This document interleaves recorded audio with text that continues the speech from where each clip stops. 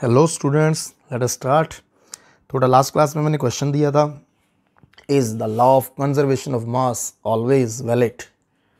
Okay, तो इसका answer check करते हैं। ठीक है, तो लॉ ऑफ कंजर्वेशन ऑफ मास हम लोगों ने स्टडी किया था। उसमें क्या था, कह रहा था कि ड्यूरिंग एनी फिजिकल और chemical change the total mass of the product remains equal to the total mass of the reactants. Okay, और इसकी एक और भी हम लोगों ने अनदर फॉर्म स्टडी की थी, matter neither be created nor be destroyed. तो अगर ऐसा है तो ये law of conservation of mass valid होना चाहिए ऑलवेज। ठीक, बट इसमें एक इंपॉर्टेंट फैक्ट है।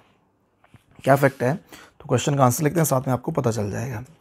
ठीक है, तो आंसर क्या है इसका, क्वेश्चन हो गया कि is law of conservation of mass always valid.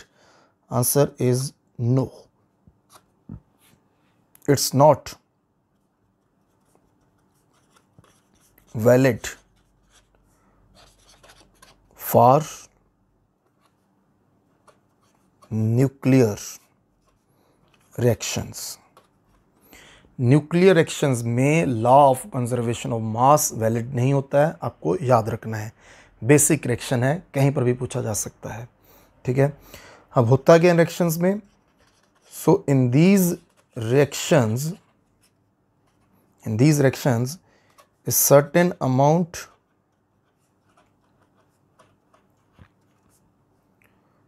of mass gets converted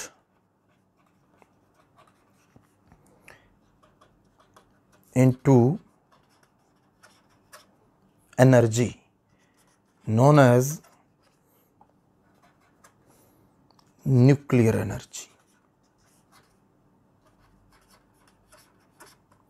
ठीक है, तो क्या होता है कि जो न्यूक्लियर रिएक्शन होते हैं उनमें कुछ एक अमाउंट जो मास का वो एनर्जी में कन्वर्ट हो जाता है, जिसको आप न्यूक्लियर एनर्जी कहते हो। ठीक है, तो अगर मास एनर्जी में कन्वर्ट हो चुका तो मास का जो वो कंजर्वेशन नहीं हुई है। ठीक है, मास वहाँ पे कंजर्व नहीं हुआ है। So therefore